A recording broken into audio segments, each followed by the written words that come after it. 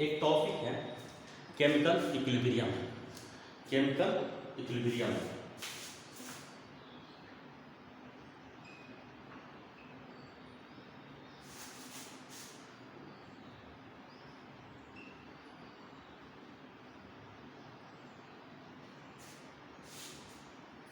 Chemical equilibrium.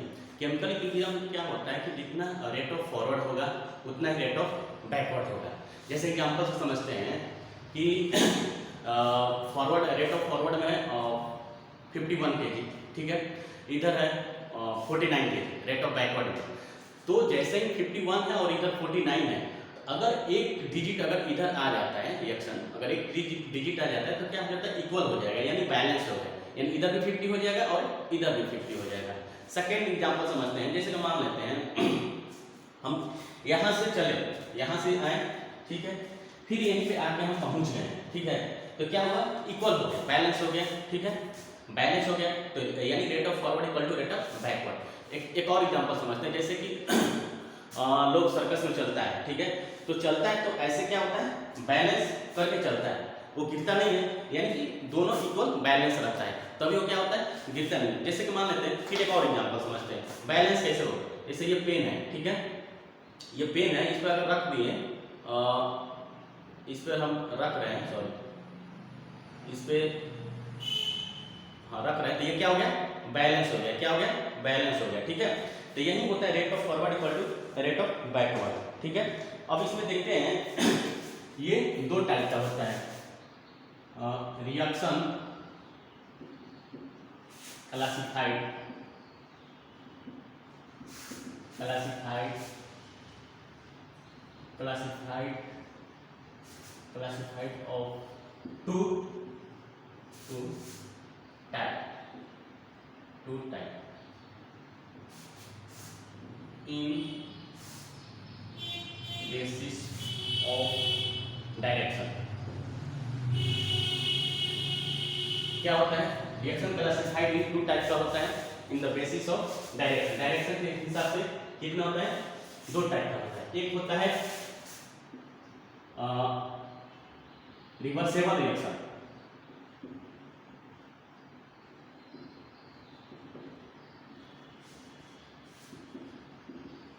एक होता है रिवर्सेबल रिएक्शन, ठीक है। तो रिवर्सेबल रिएक्शन में क्या होता है कि जैसे मान लेते हैं मेरा ए है, क्या है, ए है, क्या है, ए है, ठीक है, ये बी है, ठीक है, इसका साइन ऐसे रहता है, ठीक है। अब ये क्या होता है कि ये रिएक्टेंट होता है और ये क्या होता है, प्रोडक्ट होता है। क्या होता है, ये रिएक्टेंट होता है और एक प्रोडक्ट होता है, इसको बोलते हैं रिएक्टेंट। क्या बोलते हैं, रिएक्टेंट, इसको बोलते हैं प्रोडक्ट।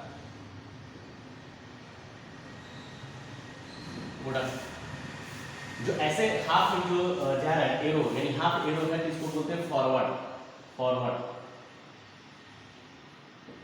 इसको बोलते हैं। जो हाफ एरो ऐसे आ रहा है तो बैकवर्ड, इसको फॉरवर्ड बोलेंगे, इसको बैकवर्ड बोलते हैं, ठीक है। अब इसमें क्या होता है कि ये दोनों डायरेक्शन में, क्या है, दोनों डायरेक्शन में, ठीक है। तो दोनों डायरेक्शन में है तो फिर ये क्या हो गया, रिवर्सेबल रिएक्शन हो गया, यानी कि कहने की इसको रिप्रेजेंट कर सकते हैं, रिप्रेजेंट ऐसे, ठीक है, इसको रिप्रेजेंट ऐसे करेंगे, यानी कि रिएक्शन रिवर्सेबल रिएक्शन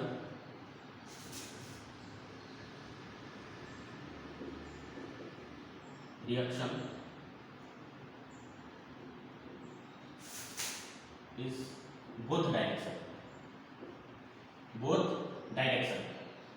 डायरेक्शन को DIR पावर में कैलकुलेट कर देते हैं तो डायरेक्शन होता है, यानी कि रिवर्सेबल रिएक्शन क्या होता है, बोथ डायरेक्शन में होता है, ठीक है। और एक होता है सेकेंड में इरिवर्सेबल रिएक्शन,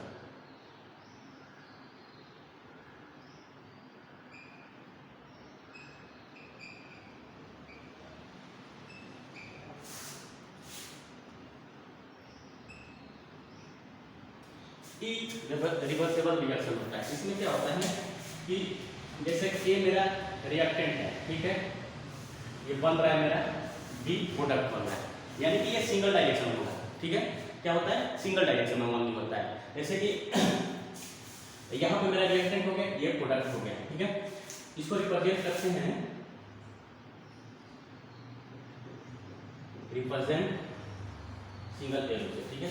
और ये क्या होता है, ये रिएक्शन नहीं होता, इरिवर्सिबल रिएक्शन नहीं होता, क्योंकि ये क्यों नहीं होता है, क्योंकि ये एक ही डायरेक्शन में है, एक ही डायरेक्शन में है, इसलिए वो क्या होता है, रिएक्शन नहीं हो पाता है। और दूसरी चीज ये भी होता है, ये ओपन कंटेनर हो जाता है। कोई भी रिएक्शन होगा तो ये क्लोज कंटेनर में होगा ना, नहीं तो ये ओपन कंटेनर में क्या होता है, क्या होगा, गैस बन को निकल जाएगा। जैसे एग्जांपल समझते हैं, CaCO3 ये सॉलिड है, ठीक है, ठीक है। और ये बन रहा है CaO, ये भी सॉलिड होता है, प्लस CO2, क्या है, ये ओपन कंटेनर,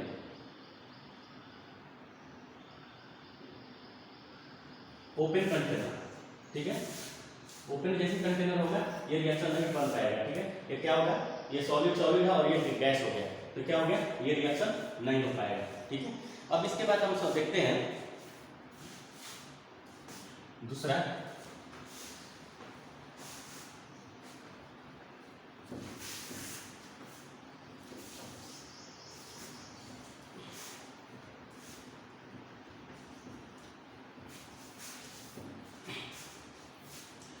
इक्विलिब्रियम, ठीक है।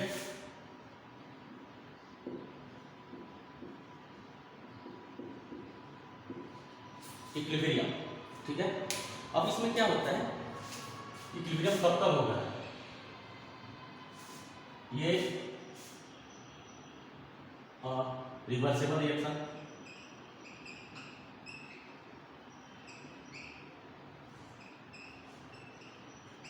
कब होगा, जब रिवर्सेबल रिएक्शन होगा।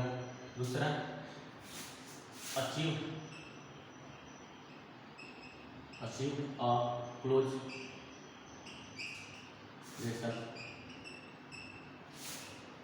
रिएक्शन होगा, ठीक है। तीसरा क्या होगा, नेट रेट ऑफ रिएक्शन, यानी कि net rate of reaction equal 0, ठीक है। एक और अचीव, और हाँ, रेट ऑफ फॉरवर्ड, अगर rate forward equal to rate backward, ठीक है। Rate of forward equal to rate of backward हो जाएगा। इसके बाद देखते हैं कि ये तो क्लोज कंटेनर में होगा ही, ठीक है, और रिवर्सेबल रिएक्शन होगा ही, और क्या net rate of reaction equal to 0 and rate of forward equal to rate of backward होगा। अब देखते हैं इक्विलिब्रियम स्टेट होता क्या है, इक्विलिब्रियम स्टेट,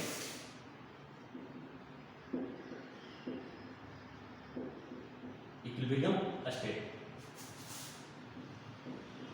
वो क्या होता है, जिसे मान लो ग्राफ से समझते हैं, ठीक है, ग्राफ से समझते हैं, ठीक है। ये मेरा ओरिजिन हो गया 0 0, ऊपर में क्या होता है पॉजिटिव, नीचे में निगेटिव, ठीक है, डेल्टा जी, ठीक है। अब मान लेते हैं यहाँ पे कोई जा रहा है, ठीक है, पॉइंट ऐसे ऊपर चला गया, ठीक है। तो नेट जीरो कहाँ हो रहा है, इस पॉइंट हो रहा है, यानी इस पॉइंट हो रहा है, नेट जीरो कहाँ हो रहा है, यहीं हो रहा है ना, ठीक है। नेट जीरो में यहीं हो रहा है। इक्विलिब्रियम स्टेट यानी कि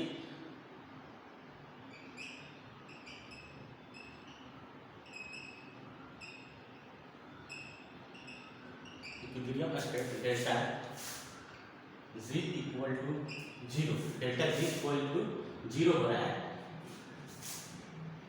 एट पॉइंट ओपी, कहाँ हो रहा है, डेल्टा जी इक्वल टू 0 हो रहा है, कहाँ हो रहा है, एट पॉइंट ओपी, इसी को बोलते हैं, इस कॉल्ड इक्विलिब्रियम स्टेट,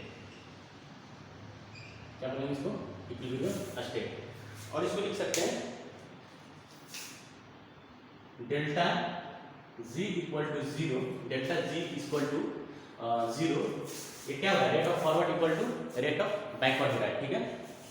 तो delta G equal to zero यानी कि equal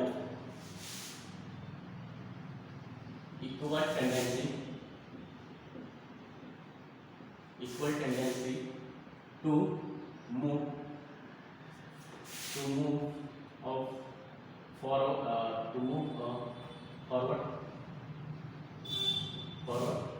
direction and backward direction, कहाँ हो रहा है, मूव हो रहा है, यानी कि मूव हो रहा है forward direction to backward direction हो रहा है। और हम एग्जाम्पल से उसको देखते हैं, सिंपली करें तो समझ में आएगा अच्छे से। जैसे कि यहाँ पर डेल्टा जी इक्वल टू यहाँ पर ओरिजिन पर क्या हो रहा है, ठीक है। तो यहाँ पर जीरो कब, यानी कि rate of forward equal to rate of backward equal to, यानी कहाँ पर जीरो हो रहा है, इस पॉइंट पर जीरो होगा, यहाँ पर तो होगा नहीं, यहाँ पर होगा नहीं, तो जीरो कहाँ पर होगा, ये इस पॉइंट पर होगा, ठीक है। चलो समझते हैं और देखते हैं आगे इक्विलिब्रियम कांस्टेंट होता क्या है, ठीक है। इक्विलिब्रियम कांस्टेंट, अब इक्विलिब्रियम कांस्टेंट देखते हैं।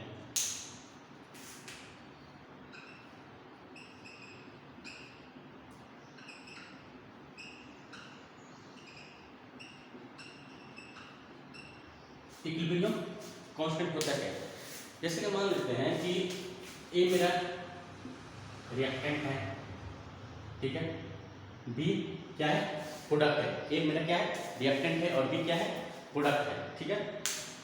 जैसे मान लेते हैं कि T इक्वल टू 0 टाइम पे 100 मान लेते हैं, किसी बंदा को 100 क्वेश्चन दिए, ठीक है, या फिर 100 क्वेश्चन दिए, ठीक है। तो 100 क्वेश्चन दिए तो कितने टाइम में बना रहा है, ठीक है, उसको सॉल्व कर रहा है, ठीक है। तो अगर वो जैसे कि स्टार्टिंग में अच्छा बना रहा है, ठीक है, स्टार्टिंग में सब लोग अच्छा करता ही है, स्टार्टिंग में अच्छा कर रहा है, फिर बाद में क्या होता है कि वो जैसे ही नहीं बना पा रहा है, उतने को उतना पर रुक गया, तो क्या हो गया, कांस्टेंट हो गया, और उतना पर रुकते चलता जा रहा है, उतने पर रुक कर चलते जा रहा है, तो क्या हो गया, कांस्टेंट हो गया। देखते हैं यहाँ पे, जैसे मान लेते हैं 100 दिए हैं, 100 क्वेश्चन दिए हैं, टी टाइम में दिए हैं, तो बनाए प्रोडक्ट में 0, ठीक है। अगर फिर 5 मिनट के बाद देखते हैं, तो 5 मिनट के बाद T equal to 5 second, T equal to 5 second, sorry 5 minute में देखते हैं,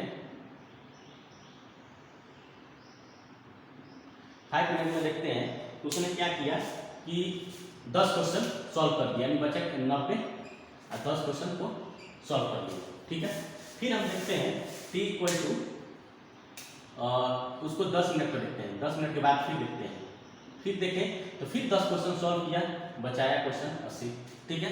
फिर T इक्वल टू 15 पर देखें, T इक्वल टू 15 मिनट पर देखें, फिर वो क्या किया, वो क्वेश्चन को सॉल्व किया, 10 क्वेश्चन किया, फिर वो बचा कितना, 17, फिर उसको T इक्वल टू, फिर हम 1 मिनट के बाद देखें, 1 मिनट के बाद देखें, यानी कि 16 मिनट पर देखें, 16 मिनट पर देखें, तो उसने सॉल्व नहीं किया था और इतना कहीं इतना बच गया था, ठीक है।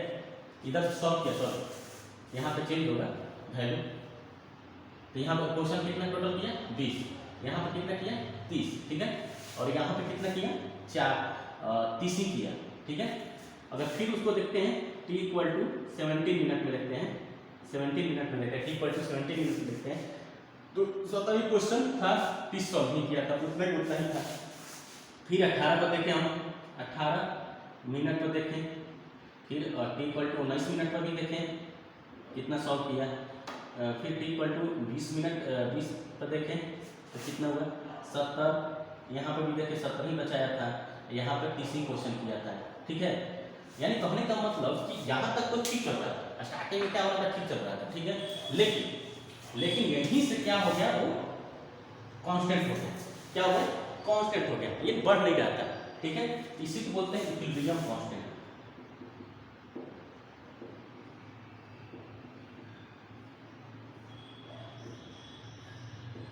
समझ में आ गया, इसको क्या बोलेंगे, इक्विलिब्रियम कांस्टेंट बोलेंगे, ठीक है। तो यहाँ पे फिर से बता रहे हैं कि t इक्वल टू 0 टाइम हम देखें, इसको 100 क्वेश्चन दिए, ठीक है, 100 क्वेश्चन दिए तो उसने अभी 0 सॉल्व किया था, ठीक है। t इक्वल टू अगर t इक्वल टू 0 को देखें तो फिर हम 5 मिनट पे देखें, ठीक ना, तो 5 मिनट जैसे टाइमिंग 5 मिनट किए तो 10 क्वेश्चन किया, फिर 10 मिनट में देखें तो 20 क्वेश्चन किया, फिर 15 मिनट में देखें तो 30 किया था, ठीक है, जैसे ही। और फिर 16 में देखें तो 30 के 30 था, 17 में देखें 30 के 30 था, 18 में देखें 30 के 30 किया था, ठीक है। यानी कि यहाँ से और यहाँ तक क्या हो गया, कांस्टेंट हो गया, ठीक है। इसी को बोलते हैं इक्विलिब्रियम कांस्टेंट बोलते हैं, ठीक है। अब आगे देखते हैं, इसका ग्राफ होता है, ठीक है, graph of concentration versus time. Graph देखते हैं, ग्राफ देखते हैं, इसका क्या होता है। फर्स्ट में होता है ये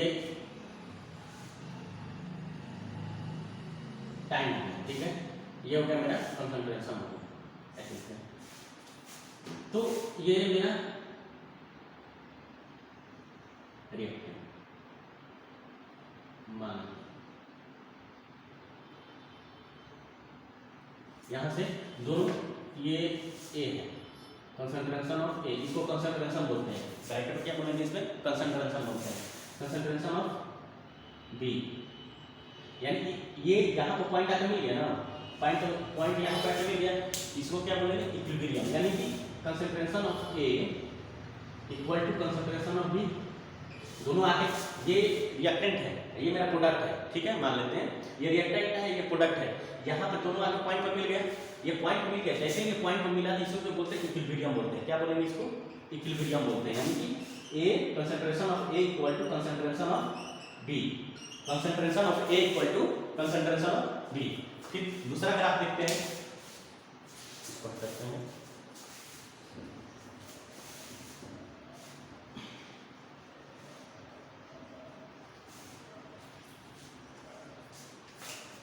सेकेंड ग्राफ देखते हैं, ये मेरा कंसंट्रेशन और ये टाइम हो गया, कंसंट्रेशन हो गया, ठीक है।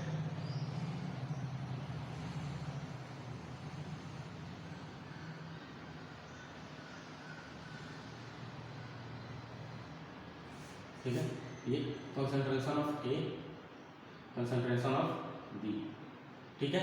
अब ये पॉइंट है, ठीक है, ये पॉइंट यहाँ पर से क्या हुआ, वो स्ट्रेट हो गया, ठीक है, तो यहीं पर क्या हो गया, इक्विलिब्रियम हो गया, यहीं से ना, यहीं से डायरेक्शन चेंज हो रहा है, तो ये क्या हो गया, इक्विलिब्रियम हो गया। यानी कि ए कंसंट्रेशन ऑफ ए बड़ा है कंसंट्रेशन ऑफ बी का, कंसंट्रेशन ऑफ ए बड़ा है कंसंट्रेशन ऑफ बी का, ठीक है, क्लियर। और एक ग्राफ है, इसमें क्या है, 3 ग्राफ होता है, 3 ग्राफ, ऐसे तो और सारे है, मतलब कि निर्देश में 3 ग्राफ इसमें है।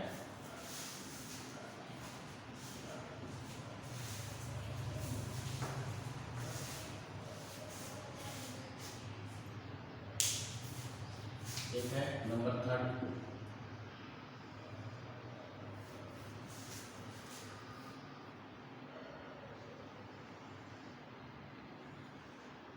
ये टाइम हो गया, ये मेरा कंसंट्रेशन हो गया, ठीक है। अब मेरा रिएक्टेंट क्या हो रहा है कि बहुत ज़्यादा डिक्रीज हो रहा है, ठीक है, अब प्रोडक्ट क्या हो रहा है, बहुत ज़्यादा इंक्रीज हो रहा है, ऐसे थोड़ा सा अच्छे से बनाना है, ठीक है। कंसंट्रेशन ऑफ ए है, कंसंट्रेशन ऑफ बी है, यानी कि A concentration of A less than concentration of B, ठीक है।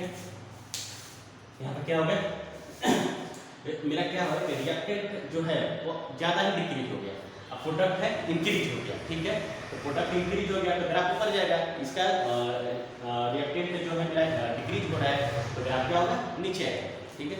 अब देखते हैं रेट ग्राफ देखते हैं रेट के रिस्पेक्ट में, ठीक है, रेट के रिस्पेक्ट में देखते हैं।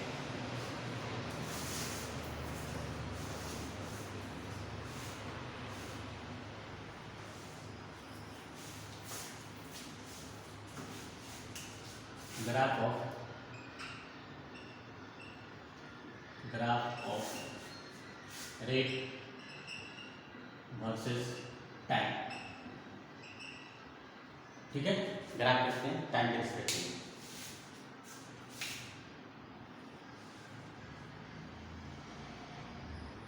ये टी हो गया, ये रेट हो गया, ठीक है। तो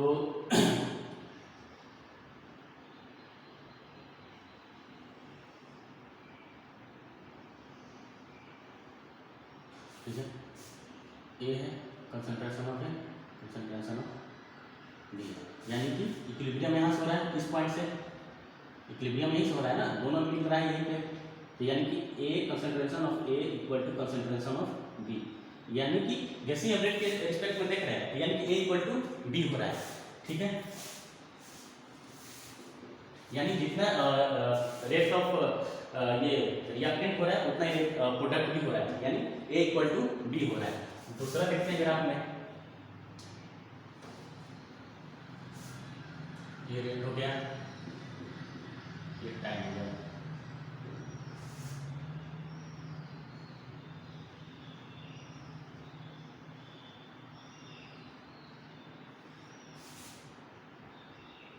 ये ए हो गया और क्या हो गया, बी हो गया, ठीक है। तो ए बड़ा है किससे, बी से, कंसंट्रेशन ऑफ बी से। अब यहाँ पर रेट इक्विलिब्रियम तो यहाँ पे इक्वल नहीं हो रहा है ना, क्योंकि ये बड़ा है, ये मेरा रिएक्टेंट है, ये रिएक्टेंट है प्रोडक्ट से क्या है, बड़ा है, ठीक है। तो ये नॉट पॉसिबल होगा, नॉट पॉसिबल। एक और ग्राफ है, टाइम है, ये रेट हो गया, ये मेरा रिएक्टेंट है तो मैं पूरा डिक्रीज हो गया, ठीक है। अब प्रोडक्ट है इंक्रीज हो गया, ठीक है। ये ए है कंसंट्रेशन ऑफ ए, बी है, यहाँ पे क्या होगा, A concentration of A concentration of B से क्या है, छोटा है, ठीक है। यहाँ पे ये भी नहीं होगा, नॉट पॉसिबल। क्या होता है, यानी कि rate of forward equal to, rate में क्या होगा, rate of forward equal to rate of backward, equal होना चाहिए। ये यानी कहने का मतलब ये तो दोनों इक्वल नहीं हो रहा है, कि इसमें क्या है, रिएक्टेंट बड़ा हो रहा है, उसमें क्या हो रहा है, प्रोडक्ट बड़ा हो रहा है, तो ये मेरा नहीं होगा, ये भी ग्राफ रेट के अकॉर्डिंग नहीं होगा, लेकिन ये होगा, क्यों कि रेट ऑफ इक्वल, ये दोनों क्या है, इक्वल है, बताया था ना एग्जाम्पल से, इक्वल है, ठीक है। अब देखते हैं इक्विलिब्रियम कांस्टेंट,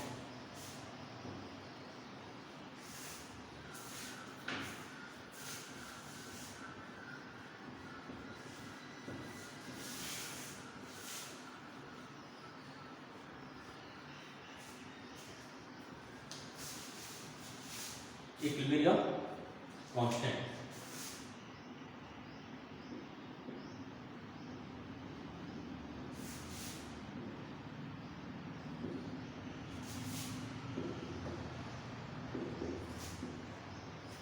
इक्विलिब्रियम कांस्टेंट देखते हैं। जैसे कि मान लेते हैं यहाँ पे 2A मेरा रिएक्टेंट, 2A बन क्या रहा है, मान लेते हैं B प्रोडक्ट बन रहा है, ठीक है। तब लिखेंगे रेट ऑफ A, ठीक है, क्या होगा, रेट ऑफ A, यानी कि rate of forward directly proportional होगा कंसंट्रेशन ऑफ A, ठीक है, कंसंट्रेशन ऑफ A का स्क्वायर। इसको क्या बोलते हैं, स्टैच्यूमेट्री बोलते हैं। यहाँ पे 1 के B के आगे क्या छिपा है, 1 छिपा हुआ है, तो क्या होता है, स्टैच्यूमेट्री होता है। यहाँ पे A के आगे क्या है, 2 है, इसको क्या बोलते हैं, स्टैच्यूमेट्री बोलते हैं। जब भी हम रिएक्शन करते हैं तो स्टैच्यूमेट्री जो भी होता है उसका स्क्वायर हो जाता है। यहाँ पर अगर 4 आता है तो यहाँ पे कंसंट्रेशन ऑफ, इसको कंसंट्रेशन बोलते हैं, ठीक है ना, ब्रैकेट है, इसको क्या बोलते हैं, कंसंट्रेशन बोलते हैं। अब स्टैच्यूमेट्री क्या हो जाएगा, स्क्वायर हो जाएगा। यहाँ पे 3 रहेगा तो 3 का स्क्वायर हो जाएगा, यहाँ पर 4 रहेगा तो 4 का स्क्वायर हो जाएगा, ठीक है। यानी कि पावर में 4 हो जाएगा, सॉरी पावर में क्या हो जाएगा, 4 हो जाएगा। 3 है तो पावर में 3 हो जाएगा, 2 है तो 2 हो जाएगा, ठीक है।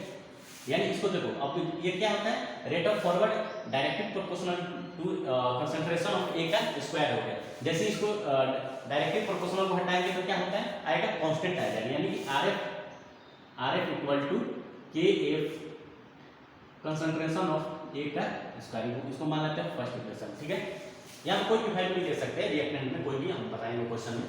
ठीक है, अब देखते हैं रेट ऑफ, अब इसको बी को देखते हैं, बी का यानी कि rate of backward directly proportional concentration of B. ठीक है, तो आरपी को लिख सकते हैं equal to K B concentration of B, लिख सकते हैं। इसको सेकेंड इक्वेशन मानते हैं। कौन सा इक्वेशन, सेकेंड इक्वेशन मानते हैं। ठीक है, तो हम जानते हैं rate of forward equal to rate of क्या होता है, बैकवर्ड। ठीक है, इक्वेशन फर्स्ट एंड सेकेंड लेते हैं। आर एफ इक्वल टू कितना है, कि एफ कंसंट्रेशन ऑफ ए का square equal to B, R B कितना है मेरा, यहाँ पे स्मॉल लेटर है, small letter,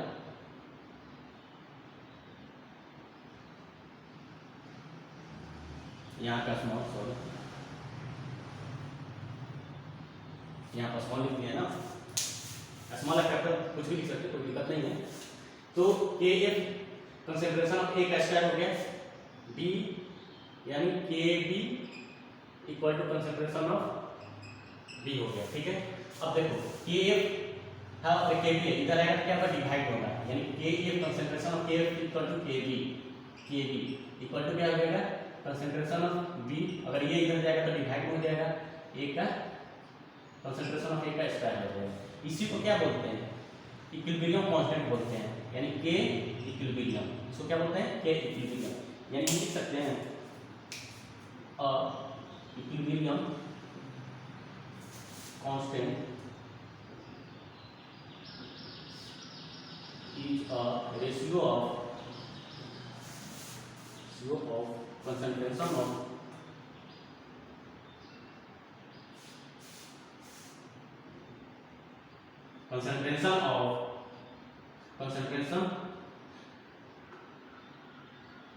product and concentration of reactant। ये क्या है, ये मेरा प्रोडक्ट है, ये क्या है, रिएक्टेंट है। ठीक है, ये क्या है, रिएक्टेंट है, ये क्या है, प्रोडक्ट है। जैसे एग्जांपल समझते हैं, एक एग्जांपल लेते हैं, जैसे कि यहाँ पर 3A plus 2B reversible reaction बन रहा है, 3C प्लस 2D क्या बन रहा है, 2D बन रहा है। ठीक है, तो इसको हमको के इक्विलिब्रियम फार्म करना है। ठीक है, तो क्या हो जाएगा, के इक्विलिब्रियम सॉल्यूशन, के इक्विलिब्रियम बराबर रेट ऑफ क्या होता है, फॉरवर्ड अपन सॉरी बैकवर्ड प्रोडक्ट अपन में क्या होता है, रिएक्टेंट।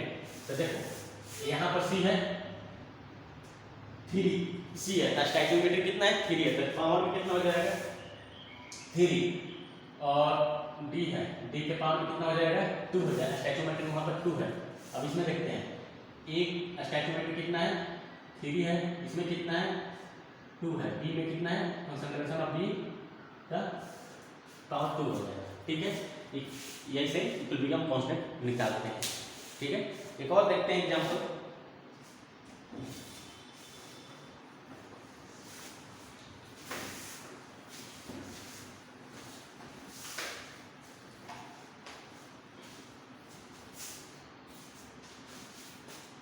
जैसे